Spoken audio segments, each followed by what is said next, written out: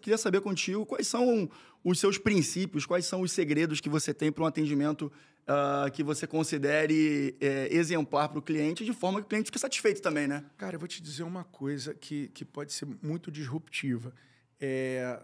A gente, na faculdade de Direito, quando ingressa, a gente está muito preocupado em absorver o conteúdo técnico. Uhum. E é muito comum do tempo passar e você se super especializar e, de repente, não aprender determinadas formas de interlocução com o teu cliente que vão fazer com que você fique muito bom naquela matéria, mas dentro de uma ilha, porque você não consegue vender aquilo que você conhece.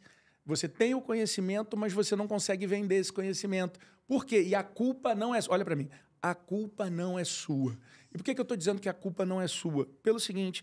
A faculdade não te ensinou marketing jurídico, a faculdade não te ensinou contabilidade, a faculdade... E aí eu não estou colocando a culpa em uma universidade, eu estou falando no sistema de ensino.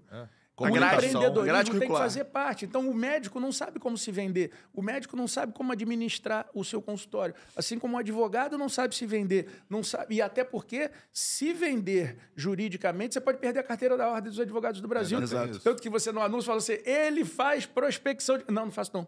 Porque senão eu perco a carteira. Não pode fazer captação de cliente. Você consegue fazer o seguinte, eu ensino você a conquistar o seu cliente.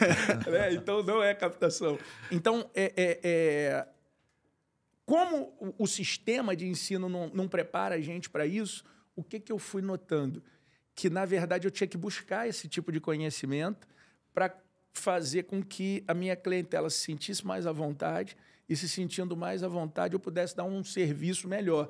Por exemplo, fui estudar marketing de serviços, design de serviços. Aí você fala, pô, Renato, o que é o design de serviços? Vamos lá. No mundo, de uma forma geral, as pessoas se especializaram em design de produtos. Ah, Renato, como assim? Se eu olhar esse monolítico aqui, eu olhar o telefone celular, é bonito, cara. O cara da Apple...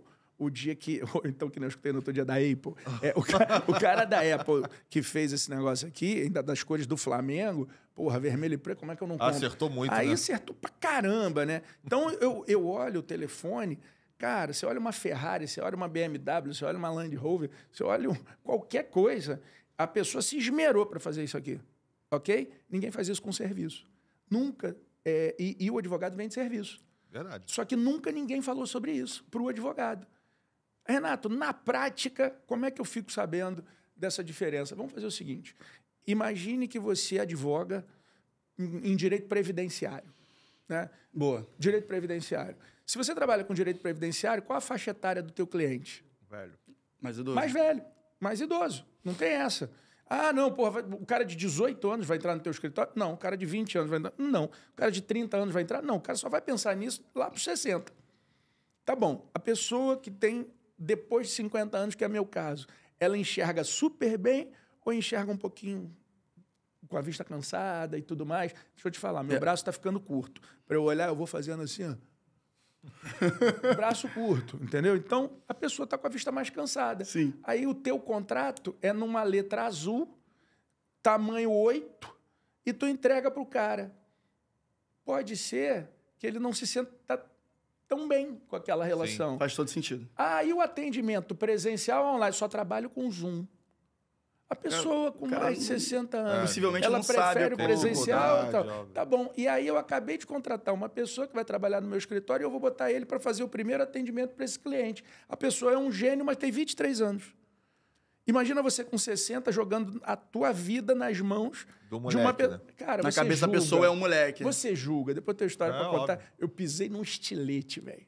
Pisei num estilete. Perdi o equilíbrio, tinha um estilete. Eu pisei no estilete. Aí eu tive que ir para o hospital, porque rasgou o calcanhar. E eu não vou entrar nisso, porque aí fica nojento. Rasgou o calcanhar, eu tinha que dar ponto. Meu irmão, quando eu sentei, veio um menino dar o ponto. Eu falei, aí, irmão, chama o médico aí. Porque quando eu olhei, eu pré-julguei. Sim, Então, é assim, normal. se eu fui capaz de pré-julgar e estou me penitenciando por causa disso, eu acredito que na advocacia isso também aconteça. Com certeza. Então, o que é o design de serviços? Faça uma letra maior, bota uma letra 14, papel, atendimento presencial, coloca uma pessoa mais velha para poder fazer esse atendimento, que isso vai transmitir mais segurança para aquela pessoa. Isso é o design de serviços. Então, quando você começa a pensar primeiro, em desenvolver... Porque como é que as pessoas faziam? Eu vou fazer o meu escritório e depois que eu desenvolver o meu escritório, eu vou trazer o cliente. O design de serviço é justamente o oposto. Quem é o meu cliente? E aí eu vou montar o meu escritório de acordo com quem o meu cliente é. E aí vamos nessa. Se eu vou trabalhar com direito previdenciário, eu vou ter uma característica, um local para esse escritório, um mobiliário próprio para esse escritório, pessoas que vão me ajudar, que têm um determinado perfil. O atendimento, já que é presencial, é bom ter uma sala de reuniões, é bom ter um local, sabe? É assim. Agora, olha que detalhe interessante. Até dentro do direito previdenciário, eu tenho que saber qual é o meu cliente. Porque se eu tenho um cliente de direito previdenciário de alta renda, e eu imagino que eu tenho um foco de grandes funcionários públicos e tudo mais, eu tenho uma característica. Agora, se eu pego o cara de baixa renda, dependendo do mobiliário que eu coloque no meu escritório, eu afasto ou eu aproximo. Perfeito. Então, se eu quero, LOAS, né? 1 salário, 2 salários, alguma coisa assim, e colocar uma mesa de mármore, um atendimento, o cara faria Limer, né? Com um lencinho aqui, cabelo de lado e a raquete de beach tennis, o cara vai falar, porra, não vou ali não. Isso vai repelir o teu cliente. Quando, na verdade, se é isso que tu quer um de alto padrão e tal, não sei o quê, então é muito importante você pensar no design de serviços. Aí você fala, e aí? Aí vem o atendimento, cara. A primeira pergunta que você me fez é, como é que você tem que fazer um atendimento? Para eu poder fazer o atendimento, primeiro eu tenho que ter pensado na estrutura de receber, descobrir quem é esse meu cliente, para aí eu poder atender. Sem criar as barreiras antes do atendimento, né? Exatamente. Aí, quando você chega no atendimento do cliente, o ideal é você começar a conhecer os seres humanos. Ah, Renato, porra, mas eu sou advogado, se tem uma coisa que eu conheço é ser humano. Não, não é não. Porque as inteligências artificiais, as novas tecnologias, elas estão servindo para poder afastar os seres humanos. Então, o profissional que quer sobreviver no mercado, aliás, eu ouso dizer, o advogado, assim como qualquer profissional que quiser sobreviver, ele vai ter, dentro dessa perspectiva de novas tecnologias, aprender a se relacionar com os seres humanos. Exatamente. Eu vou te dar um exemplo clássico. Perfeito. O meu sócio, ele é especializado em direito das famílias, um dos maiores especialistas do Brasil de direito das famílias e direito das sucessões. E aí, uma pessoa querendo se divorciar do marido. E ele fazendo o atendimento, a mesa dele fica do lado da minha, e aí teve um determinado momento, depois da explicação técnica, que ele pegou na mão da cliente e falou assim, olha, pouco importa o resultado dessa demanda, mas você vai ter uma pessoa que vai lutar, feito um guerreiro do teu lado, até o final disso aqui. O que a pessoa precisava ouvir. Velho, Se duvidar, até chorou, né? Não tem nenhuma inteligência artificial que seja capaz de fazer isso. Só que você tem que ter uma inteligência emocional de, na hora do atendimento, você conseguir fazer uma divisão técnica desse atendimento. Ah, como assim?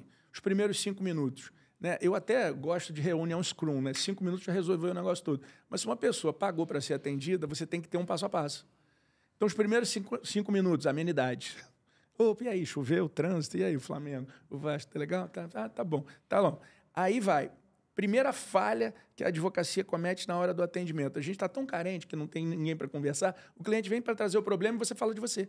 Quando você estava falando antes de estabelecimento de rapport, o que é rapport? Você se conectar com aquela pessoa. Vamos lá. O que aconteceu? E durante 20 minutos, pode ser difícil para cacete, mas você só vai ouvir aquela pessoa.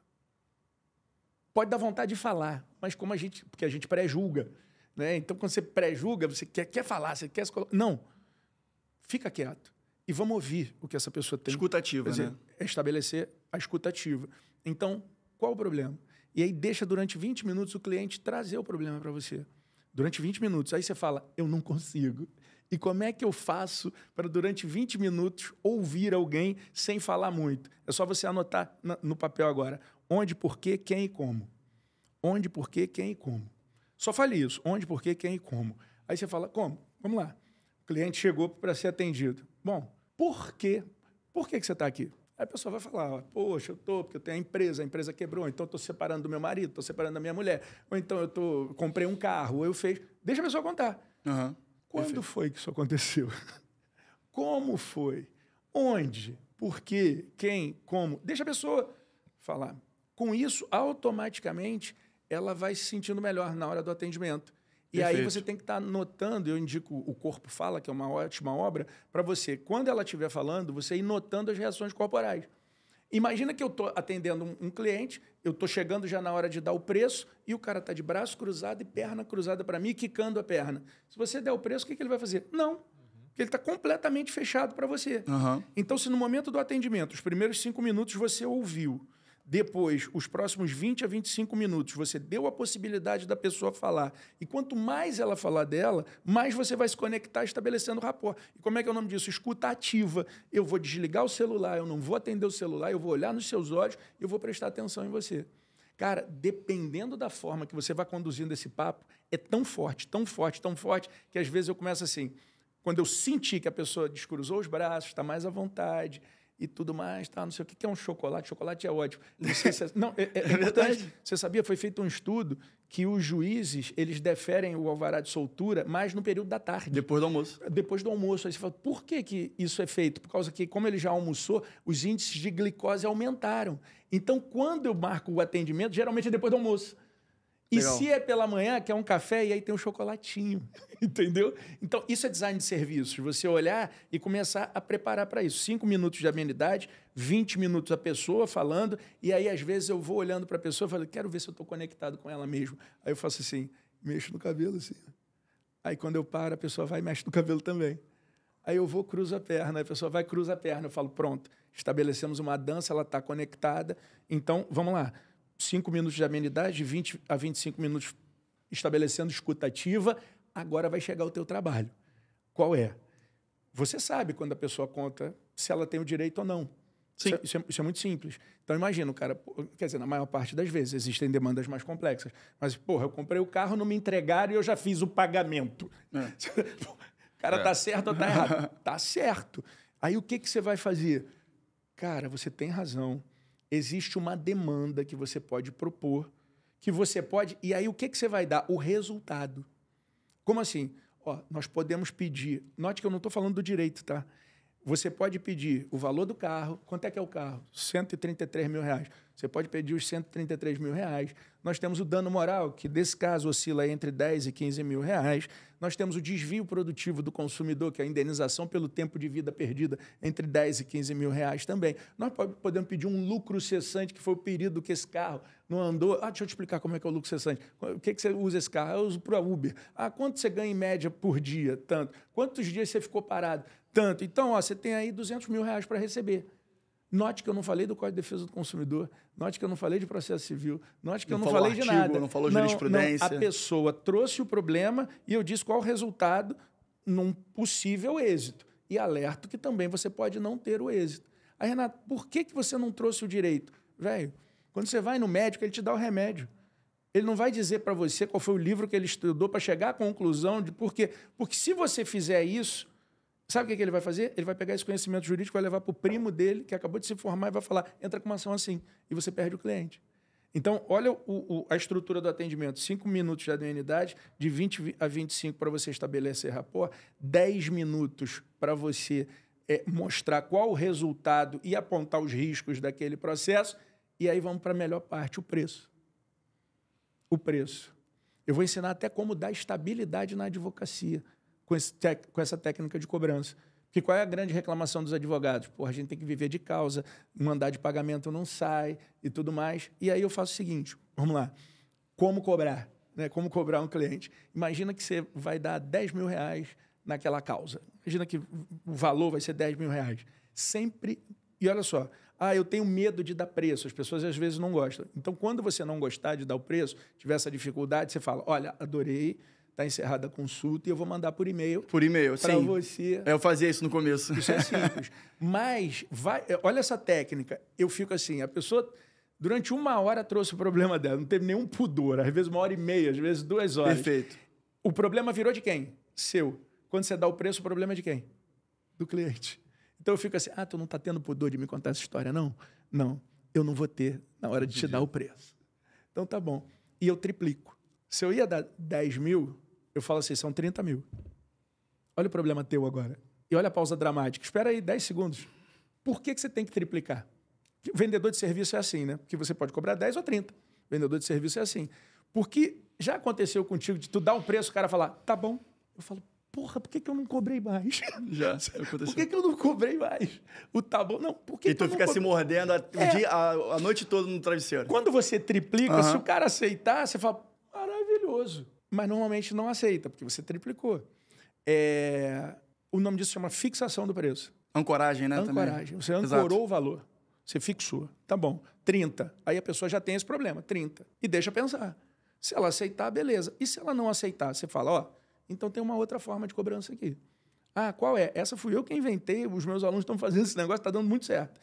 Aí você vem de 10% a 20% do valor que você cobraria. Então, se você cobrou 30 mil, você fala assim, você me paga 6 mil reais ou 5 mil reais para eu redigir a petição inicial. E você me paga uma mensalidade de 250. De 300, de 1.000, de 100, de 50, de 20. Pouco importa. Aí você fala, por quê? Porque hoje eu estou interessado na mensalidade. E aí, como é que eu faço a divisão lá no escritório? Quando a pessoa paga os 5 mil reais para a redação da inicial, eu coloco isso numa aplicação. É como se eu não tivesse esse dinheiro. E eu passei a viver das mensalidades. Então, se eu tenho 10 clientes que me pagam 250, eu tenho 2.500. Se eu tenho 100 clientes que me pagam 250, eu tenho 25 mil. Se lembra que é uma dor do advogado não ter estabilidade? Exato. Quando você cobra por uma mensalidade, você acaba tendo a estabilidade. No meu escritório hoje a gente tem uns 1.500 processos e que pagam mensalidade, nos valores mais variados possíveis. Tem gente que paga 50 reais, tem gente que paga 16 mil reais num processo. É porque tu imagina o tamanho do processo. Sim, claro. Então, você tem essa forma. Então, como a gente criou de bancar a estrutura do escritório com a mensalidade e aquele dinheiro inicial vai para uma aplicação, quando chega no final do ano a gente faz a divisão de lucros. Entendi. Então, como é que eu recomendaria que as pessoas criassem uma forma de cobrança? E como é que o cara vai aceitar pagar mensalidade? Quando você triplica o valor, ele não vai aceitar. Quando você fala 5 mil, opa, essa eu quero. Com 250 por mês, qual vai ser a segunda pergunta que ele vai fazer? Quanto tempo dura o processo? Que aí olha a matemática dele assim, dura 3 anos. Aí ele fala, pô, por ano 250 vezes 12 deu 3 mil. 3 mil, 4 anos, 3, 6, 9, 12. 12 com os 5 que eu dei, 17. É melhor que 30. Eu aceito. É uma boa estratégia. É uma boa estratégia. Uma muito boa estratégia. Porque ali seria o valor que você iria cobrar mesmo, mais ou menos. Sim. Entende? Então, o atendimento em si, 5 minutos de atenção, de 20 a 25 minutos para estabelecer essa escutativa, estabelecer rapport. Depois você vai trazer para ele o resultado e não o meio, porque o meio é o teu trabalho e não o dele. Depois você vai dar o preço ancorando e quando ele falar, ok, beleza, você só vai receber documentos, você só vai pegar aquele processo quando o contrato tiver assinado e a procuração. Senão você não faz nada. Aí ele pode ir embora do teu escritório. Cara, você falou várias coisas aqui que na prática eu também já vivenciei. Então, por exemplo, quando você fala que você tem que montar, por exemplo, seu escritório pensando no cliente e não montar o seu escritório para depois chegar ao cliente. Eu acabei de fazer uma reforma no escritório. Ele é o rei da reforma. Eu sou o PAC do Rio de Janeiro. PAC Nasceu da arquiteto, advocacia. né? Nasceu arquiteto, é o arquiteto frustrado. E a gente tinha um escritório que na sala era uma sala na Barra, que era só para fazer reunião. E num dado momento a gente acabou não fazendo mais sentido ter o escritório no centro, a gente migrou tudo para Barra. E uma coisa que a gente tinha, porque a gente trabalha muito com planejamento patrimonial lá no escritório. Então uma coisa que eu tive de insight, de feedback, na verdade, dos clientes porra, eu venho aqui para falar de patrimônio, da minha vida, do que eu planejo, o que eu quero fazer com o meu patrimônio. E do lado aqui tem uma pessoa sentada, tem a senhorinha que está no café ouvindo, o estagiário. Eu preciso de uma privacidade. Precisa daquela sala, né? O que a gente fez? Divisória, isolamento acústico, sala de reunião separada, tudo setorizado certinho, não mais aquele open space como tinha antigamente no escritório. Por quê? Justamente para atender a necessidade do nosso cliente. Nosso cliente é um perfil de pessoa que é mais velha, que já tem um patrimônio, que quer ser low profile, não quer falar sobre aquilo que ele tem. Então a gente precisava vamos dizer assim, desse sigilo dessa informação, dessa exclusividade, desse tratamento mais pessoal. Ele não quer falar por Zoom, ele quer falar presencialmente com você, ele quer ir no seu escritório, ele quer tomar o café com você, ele quer tomar o chocolatinho. Então, assim, são tratamentos que esse tipo de cliente demandam e que você acabou de falar, por exemplo, exemplificando a questão previdenciária, no planejamento patrimonial também tem muito. E outro ponto que você falou também que eu sempre faço assim, eu não vi seu curso. Fico até interessado que tem muita coisa que você falou aqui que eu faço. Eu anotei algumas coisas. Assim, de forma já minha, sem ter estudado sobre isso. Mas, por exemplo, despachar com o juiz, eu só marco depois de 2 horas. Depois 2 horas de pra 2 mim é o horário mágico. Porque o cara já chegou, ele já tomou o cafezinho, não tá com sono depois de ter comido, e aí eu vou lá despachar, tentar reverter uma decisão, convencer o cara de dar o que eu quero. Lá ele, mas eu sou bagista processual. Então, assim, eu também tenho essa tática de tentar falar com as pessoas, marcar reunião a partir de 2 horas, porque eu já sei que ela já almoçou, já tá comida, vai poder falar comigo.